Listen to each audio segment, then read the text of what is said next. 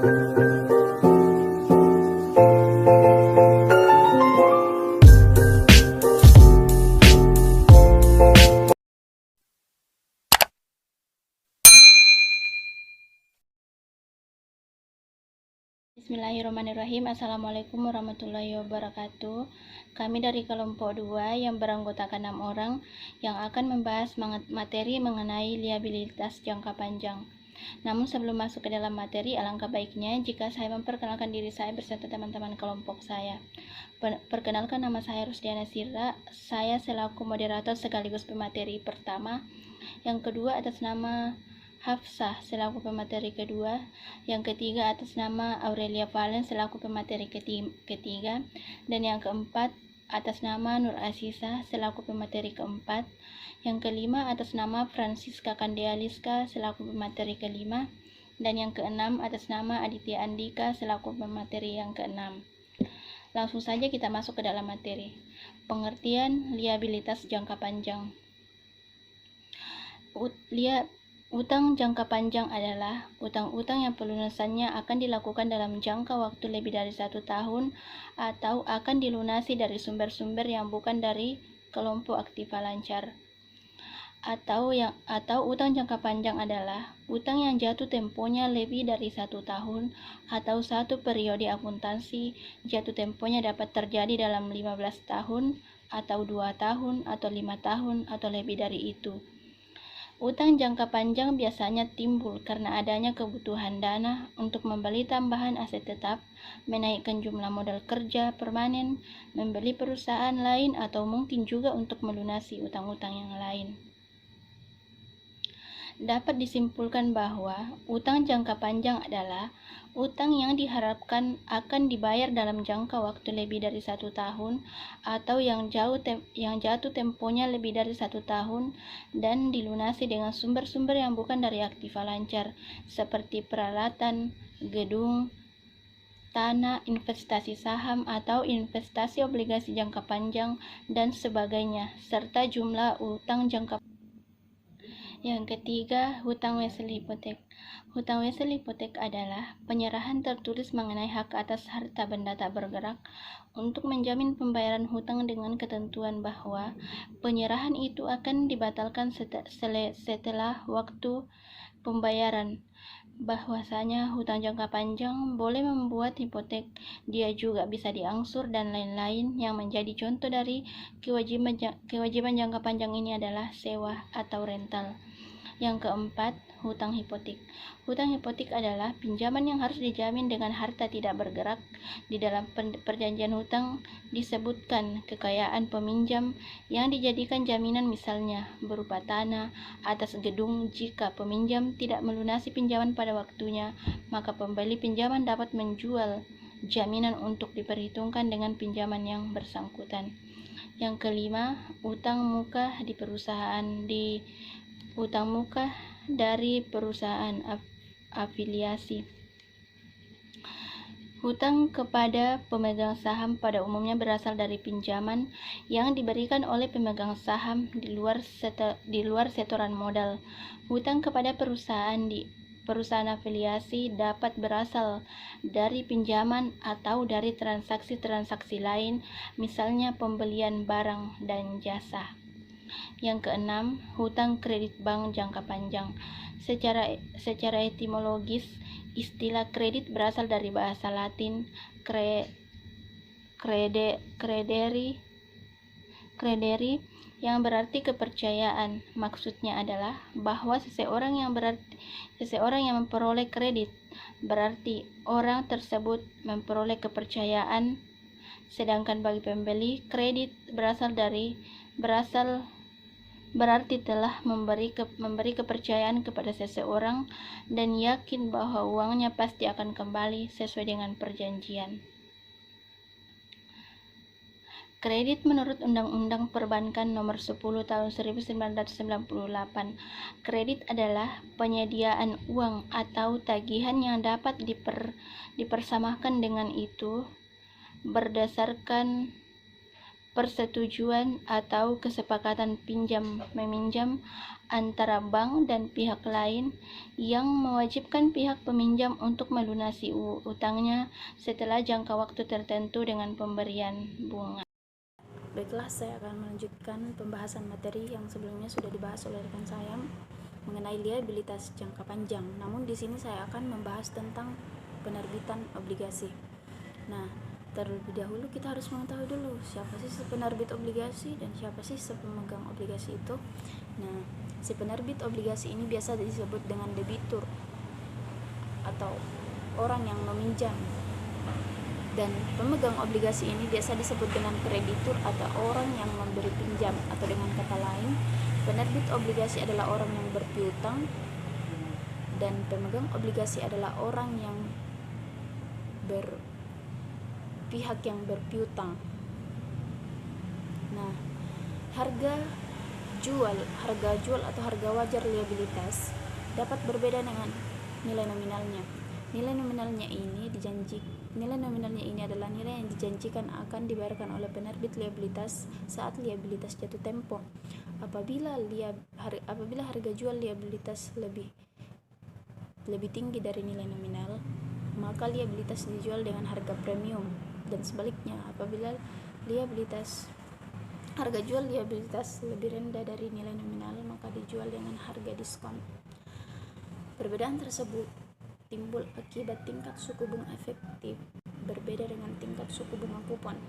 Apabila tingkat suku bunga efektif lebih kecil dari tingkat suku bunga kupon, maka liabilitas dijual pada harga premium. Apabila tingkat suku bunga efektif sama dengan tingkat suku bunga kupon, maka liabilitas dijual pada nilai nominalnya. Dan apabila tingkat suku bunga efektif lebih besar dari tingkat suku bunga kupon, maka dijual pada harga diskon. Sebagai contoh, pada tanggal 1 Januari 2015, PT Serumi menerbitkan obligasi dengan nilai nominal 100 juta dan tingkat suku bunga kupon 10% yang dibayar semesteran setiap tanggal 1 Januari. Dan contoh, pada tanggal 1 Januari 2015, PT Serumi menerbitkan obligasi dengan nilai nominal 100 juta dan tingkat suku bunga kupon 10% yang dibayar semesteran setiap tanggal 1 Januari dan 1 Juli. Tingkat bunga efektif adalah 8%, anuitas sebesar 8,1109 dan single sum sebesar 0,6756. Nah, untuk penyelesaiannya, kan yang sudah diketahui obligasi yang diterbitkan itu nominalnya sebesar 100 juta. Kita kalikan dengan single sumnya sebesar 0,6756 menghasilkan 67.560. Untuk mencari nilai bunga 100 juta kita kalikan dengan 10%. 10% ini karena tingkat suku bunga kupon yang soalnya itu sebesar 10% dikali dengan 6 dibagi 12. Kenapa ada 6? Karena selisih antara 1 Januari dan Juli itu 6 bulan. Jadi dikali dengan 6 bulan dibagi 12. 12 kan 1 tahun terdiri dari 12 bulan. Dikali dengan anuitas sebesar 8,1109 menghasilkan 40.554. Nah, kita tambahkan 67.560 tadi kita tambahkan dengan 40.554 juta. Hasilnya atau totalnya sebesar 108.114.000 rupiah. Nah, untuk jurnalnya kas sebesar 108.114.000 rupiah pada utang obligasi sebesar 100 juta dan premium obligasi sebesar 8.114. Kenapa premium? Karena tingkat suku bunga efektif lebih kecil dari tingkat suku bunga kupon, jadi obligasi dijual dengan harga premium. Bagian 4, jenis dan peringkat obligasi. Bagian A, jenis-jenis obligasi. Ada banyak tolak ukur yang dapat digunakan untuk membedakan jenis obligasi. Di antaranya adalah obligasi berdasarkan sisi penerbit, sistem pembayaran bunga, hak penukaran, segi jaminan, segi nilai nominal, dan obligasi berdasarkan segi perhitungan nominal imbal hasil. Yang pertama, jenis obligasi berdasarkan sisi penerbit dibagi atas 3, yaitu yang pertama corporate bond, yaitu obligasi yang diterbitkan oleh perusahaan tertentu. Perusahaan ini dapat berbentuk perusahaan swasta maupun perusahaan negara atau BUMN. Yang kedua, government bond, yaitu obligasi yang diterbitkan oleh pemerintah pusat. Yang ketiga, municipal bond, itu obligasi yang diterbitkan oleh pemerintah daerah yang akan digunakan untuk membiayai proyek-proyek publik. 2. Jenis-jenis obligasi berdasarkan jaminannya dibagi atas 2, yaitu yang pertama secured bond, yaitu obligasi yang dijaminkan dengan menggunakan kekayaan tertentu yang dimiliki oleh penerbit, atau bisa juga dijaminkan dengan menggunakan pihak ketiga. Obligasi ini terbagi menjadi 3, yaitu guaranteed bond atau obligasi yang dijaminkan oleh pihak ketiga, mortgage bond atau obligasi yang dijaminkan dengan hipotek atau aset tetap, dan collateral trust bond atau obligasi yang dijaminkan dengan menggunakan efek yang dimiliki oleh penerbitnya. Yang kedua, unsecured bond, yaitu obligasi yang tidak dijaminkan dengan menggunakan kekayaan tertentu yang dimiliki oleh penerbitnya. Yang ketiga, jenis obligasi berdasarkan hak penukaran dibagi atas 4, yaitu yang pertama convertible bond, yaitu obligasi yang dapat ditukarkan dengan saham perusahaan penerbit. Artinya, pemegang obligasi ini memiliki hak jika sewaktu-waktu ingin menukarkan obligasi yang dipegangnya dengan saham perusahaan.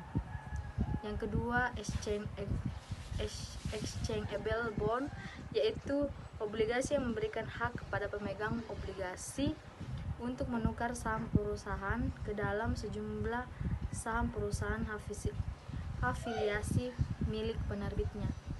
Yang ketiga, callable bond, yaitu obligasi yang memberikan hak pada emiten untuk membeli kembali obligasi pada harga tertentu sepanjang umur obligasi tersebut. Yang keempat, putable bond, yaitu obligasi yang memberikan hak kepada investor yang mengharuskan emiten untuk membeli kembali obligasi pada harga tertentu sepanjang umur obligasi tersebut. Yang keempat, jenis obligasi berdasarkan sistem pembayaran bunga dibagi atas 4, yaitu yang pertama zero coupon bond, yaitu sistem pembayaran dari obligasi ini dilakukan dengan cara dibayarkan sekaligus ketika jatuh tempo atau pokok pinjaman dan bunganya, bukan secara periodik. Yang kedua, coupon bond, yaitu obligasi dengan kupon yang dapat diuangkan secara periodik sesuai dengan ketentuan penerbitnya. Yang ketiga, fixed coupon bond, yaitu obligasi dengan tingkat kupon bunga yang telah ditetapkan sebelum masa penawaran di pasar perdana dan akan dibayarkan secara periodik. Yang keempat, floating coupon bond, yaitu obligasi dengan tingkat kupon bunga yang ditentukan sebelum jangka waktu tersebut berdasarkan suatu acuan tertentu. Yang kelima, jenis obligasi berdasarkan nilai nominal dibagi atas 2, yaitu conventional bond, yaitu obligasi dengan satuan nominal yang besar, umumnya 1 miliar per lot. Yang kedua, retail bond, yaitu kebalikan dari conventional bond, yaitu obligasi dengan satuan nilai nominal yang kecil. Yang keenam, jenis obligasi berdasarkan perhitungan imbal hasil dibagi atas 2, yaitu yang pertama konvensional bond, yaitu obligasi yang cara kerjanya menggunakan sistem bunga. Yang kedua, syariah bond, yaitu obligasi yang cara kerja dan perhitungannya menggunakan sistem Islam atau syariat Islam, yaitu sistem bagi hasil atau muaharabah dan ijarah. Terima kasih. Ya, assalamualaikum warahmatullahi wabarakatuh. Saya Nur Aziza. Nah, di sini saya ingin melanjutkan pembahasan yang sebelumnya telah dijelaskan oleh rekan saya, yaitu pembahasan mengenai liabilitas jangka panjang. Nah, di sini saya ingin menjelaskan mengenai penilaian obligasi, dan yang pertama yaitu nilai obligasi dan yields. Nah, dengan mengetahui besar dan waktu pembayaran kupon, nilai par serta tingkat bunga disyaratkan, maka nilai atau harga obligasi bisa ditentukan dengan beberapa cara. Yang pertama yaitu menentukan nilai sekarang dari pendapatan kupon yang diperoleh setiap tahun. Nah, dan yang kedua yaitu menentukan nilai sekarang dari nilai par yang akan diperoleh pada saat obligasi jatuh tempo. Dan yang ketiga yaitu menjumlahkan nilai sekarang dari pendapatan kupon dan nilai par. Untuk menentukan nilai obligasi pada suatu saat tertentu, maka perlu diketahui jangka waktu sisa umur obligasi sampai dengan jatuh tempo, nilai nominal, kupon, dan suku bunga pasar. Nah, nilai obligasi ini juga terdapat suatu rumus. Nah, rumusnya itu nilai obligasi sama dengan C dikali dalam kurung I dikurang I dibagi dalam kurung I tambah R tutup kurung kuadrat T tutup kurung dibagi R tambah F dibagi dalam kurung I tambah R tutup kurung kuadrat T. Nah, keterangannya itu F adalah nilai nominal obligasi, dan C yaitu kupon yang dibayarkan pada setiap periode, dan yang T yaitu jangka waktu sampai dengan jatuh tempo, R yaitu suku bunga di pasar. Di sini juga ada contoh, misalkan perusahaan global menerbitkan obligasi dengan jangka waktu 10 tahun dengan menerbitkan nominal 1 juta rupiah dan kupon yang dibayarkan setiap tahun yaitu 80.000. Jika suku bunga pasar sebesar sama dengan kupon rate yaitu 8%, maka nilai obligasi adalah, nah, penyelesaiannya di sini yaitu nilai sekarang dari nilai obligasi sama dengan 1 juta rupiah dibagi 1,08 pangkat 10, yaitu sama dengan 1 juta dibagi 2,1589, hasilnya sama dengan 463.190. Nah, nilai sekarang anuitas dari kupon obligasi yaitu 80.000 rupiah dikali 1 dikurang 1 dibagi 1,08 pangkat 10 tutup kurung dibagi 0,08 sama dengan 80.000 rupiah dikali dalam kurung 1 kurang 1 dibagi 2,1589 tutup kurung dibagi 0,089 sama dengan 80.000 rupiah dikali 6,7101, yaitu sama dengan hasilnya 536.810. Jadi nilai obligasinya itu sama dengan 463.190 ditambah 536.810, dan hasilnya itu 1 juta rupiah. Nah, dengan demikian jika suku bunga di pasar sama dengan kupon rate, maka nilai obligasi sama dengan nilai nominalnya. Jika suku bunga di pasar lebih tinggi daripada kupon rate, maka nilai obligasi akan lebih rendah dari nilai nominalnya. Demikian sebaliknya, jika suku bunga di pasar lebih rendah daripada kupon rate, maka nilai obligasi akan lebih tinggi dari nilai nominalnya. Nah, di sini juga terdapat contoh jika suku bunga di pasar 1 tahun kemudian naik menjadi 10%, maka nilai obligasi perusahaan global untuk sisa umur obligasi 9 tahunnya adalah penyelesaiannya adalah nilai sekarang dari nominal obligasi sama dengan 1 juta dibagi 1,10 pangkat 9 sama dengan 1 juta dibagi 2,3579, hasilnya Rp424.100. Nah, nilai sekarang anuitas dari kupon obligasi sama dengan 80.000 dikali dalam kurung 1 kurang 1 bagi 1,10 pangkat 9 tutup kurung dibagi 0,10 sama dengan 80.000 dikali 1 kurang 1 dibagi 2,3579 tutup kurung dibagi 0,10 sama dengan Rp80.000 dikali 5,7390. Nah, hasilnya yaitu 460.720.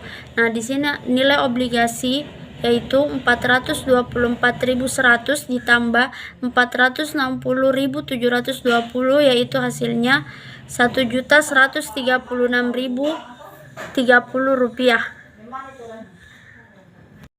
Nah, yang kedua yang ingin saya jelaskan yaitu mengenai peringkat obligasi. Nah, peringkat obligasi, risiko dalam berinvestasi di obligasi adalah risiko yang ditentukan perusahaan penerbit obligasi tidak mampu memenuhi janji yang telah ditentukan, yaitu risiko perusahaan tidak mampu membayar kupon maupun tidak mampu mengembalikan pokok obligasi. Agar investor memiliki gambaran tingkat risiko ketidakmampuan perusahaan dalam membayar, maka di dalam dunia surat utang atau obligasi dikenal suatu tingkat yang menggambarkan kemampuan bayar perusahaan penerbit obligasi. Tingkat kemampuan membayar kewajiban tersebut dikenal dengan istilah peringkat obligasi. Nah, peringkat obligasi dikeluarkan oleh lembaga independen yang secara khusus bertugas memberikan peringkat atas semua obligasi yang diterbitkan perusahaan. Semua obligasi yang diterbitkan wajib diberi peringkat sedemikian agar dengan adanya peringkat tersebut maka investor dapat mengukur atau memperkirakan seberapa besar risiko yang akan dihadapi dengan membeli obligasi tertentu. Nah, peringkat investasi. Nah, peringkat investasi ini terbagi beberapa bagian. Yang pertama yaitu AAA, yaitu obligasi berperingkat. AAA merupakan obligasi yang berkualitas terbaik dengan risiko yang amat kecil. Nah, yang kedua yaitu AAL, AA1, AA2, AA3. Obligasi berperingkat AA adalah obligasi berkualitas baik dengan risiko yang kecil. A1, A2, A3 yaitu obligasi berperingkat A adalah obligasi peringkat menengah atas dengan risiko yang kecil. Dan yang terakhir yaitu BAA1, BAA2, dan BAA3. Obligasi berperingkat BAA merupakan obligasi dengan risiko moderat dan oleh karenanya memiliki karakteristik spekulatif. Nah, yang terakhir yaitu peringkat spekulatif. Nah, peringkat spekulatif juga ini terbagi dari beberapa bagian. Yang pertama yaitu BA1, BA2, dan BA3. Obligasi berperingkat BA merupakan obligasi dengan elemen spekulatif dan dapat berisiko. Yang kedua yaitu B1, B2, B3. Obligasi berperingkat B adalah obligasi yang dianggap spekulatif dan dapat berisiko tinggi. Dan yang ketiga itu CAA1, CAA2, CAA3. Obligasi berperingkat CAA merupakan obligasi yang tidak kokoh dan memiliki resiko yang amat tinggi. Yang keempat, CA. Obligasi berperingkat CA adalah obligasi dengan tingkat spekulatif yang tinggi dan kemungkinan atau amat mungkin sekali terjadi gagal bayar. namun masih ada harapan atas pengembalian bunga dan pokok hutang. Nah, yang terakhir yaitu obligasi berperingkat C adalah obligasi dengan peringkat terendah dan biasanya gagal bayar dengan kecil kemungkinannya atas pengembalian pokok hutang maupun bunganya. Nah, sampai di sini penjelasan dari saya. Selanjutnya akan dijelaskan oleh rekan saya. Terima kasih. Penerbitan obligasi. Biaya penerbitan obligasi berdampak mengurangi hasil dari penerbitan obligasi dan menaikkan suku bunga efektif sehingga dapat diperhitungkan sebagai diskonto yang belum diamortisasi. Untuk biaya penerbitan obligasi memperlakukannya sebagai beban yang ditangguhkan dan mengamortisasikannya selama umur hutang tersebut. Berikut ini adalah ilustrasi akuntansi untuk biaya penerbitan obligasi. Radit Corporation menjual obligasi surat hutang senilai 20 juta US dollar berjangka 10 tahun dengan harga 20.795 US dollar.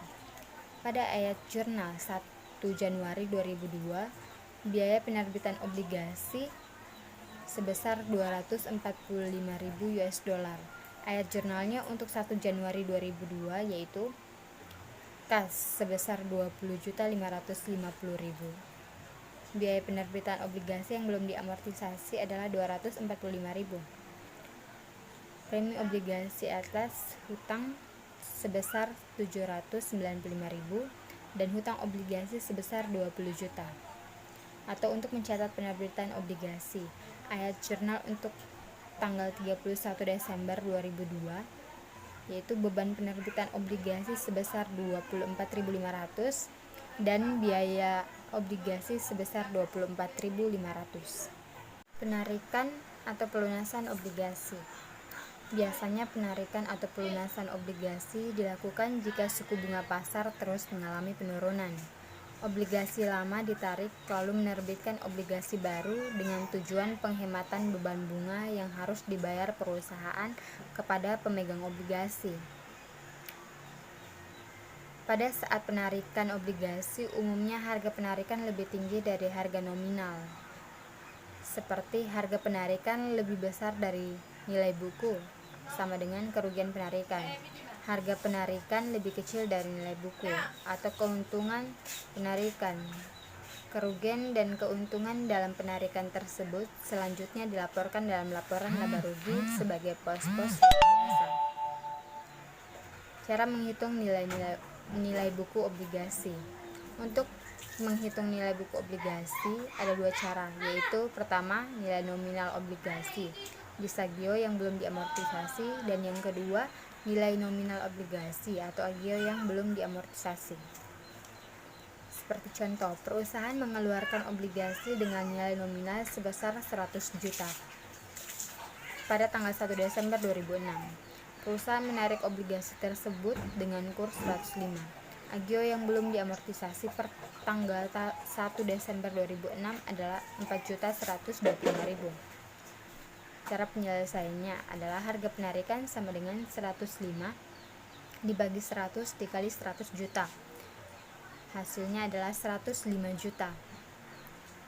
Nilai buku obligasi sama dengan nilai nominal obligasi atau agio yang belum diamortisasi sebesar 100 juta ditambah 4.125.000 sama dengan 104.125.000. Maka 105 juta lebih besar dari 104.125.000 dengan selisih 875.000. Harga penarikan lebih besar dari nilai obligasi atau kerugian. Jurnal untuk mencatat penarikan obligasi tersebut adalah hutang obligasi sebesar 100 juta rupiah, agio obligasi sebesar 4.125.000 rupiah, kerugian penarikan sebesar 875.000 rupiah, dan kas sebesar 105 juta rupiah. Penyajian dan analisis. Hutang jangka panjang yang jatuh tempo dalam 1 tahun harus dilaporkan sebagai kewajiban lancar kecuali jika penarikan dipenuhi dengan aktiva lain selain aktiva lancar. Jika didanai kembali dikonveksi menjadi saham atau ditarik dari dana pelunasan obligasi, maka harus dilaporkan sebagai pos tidak lancar dengan catatan penjelasan dalam likuidasinya. Adapun pengungkapan catatan yang berisi ada 6, yaitu sifat dari kewajiban, 2 tanggal jatuh tempo, 3 suku bunga provisi penarikan, 4 privilege konvensi, 5 pembatasan yang dikenakan kreditur, 6 aktiva yang digadaikan sebagai jaminan. Rasio hutang terhadap total aktiva mengukur presentasi total aktiva yang disediakan oleh kreditur. Perhitungan rasio hutang terhadap total aktiva adalah hutang terhadap total aktiva. Semakin tinggi presentasi hutang terhadap total aktiva, maka semakin tinggi resiko perusahaan tidak dapat memenuhi kewajibannya yang jatuh tempo. Resiko berapa kali bunga dihasilkan menunjukkan kemampuan perusahaan untuk membayar bunga ketika jatuh tempo dengan cara dihitung membagi laba sebelum beban bunga.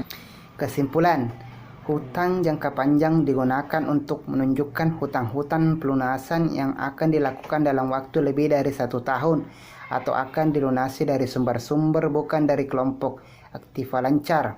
Apabila perusahaan membutuhkan tambahan modal tetapi tidak dapat melakukan emisi saham baru, dapat dipenuhi dengan cara mencari jangka panjang. Dalam hal ini sulit mencari hutang yang jumlahnya besar dari satu sumber perusahaan yang dapat mengeluarkan surat obligasi. Surat obligasi ini adalah dapat dijual bila reputasi perusahaan cukup baik dan dipandang akan tetapi berdiri selama jangka waktu beredarnya obligasi tersebut. Harga jual obligasi tergantung pada tarif bunga obligasi. Semakin besar bunganya harga jual obligasi tersebut maka semakin tinggi, dan sebaliknya semakin rendah tingkat bunga obligasi harga jualnya akan semakin rendah. Pengeluaran obligasi dari suatu perusahaan dapat dilakukan dengan cara penjualan langsung atau melalui lembaga-lembaga keuangan.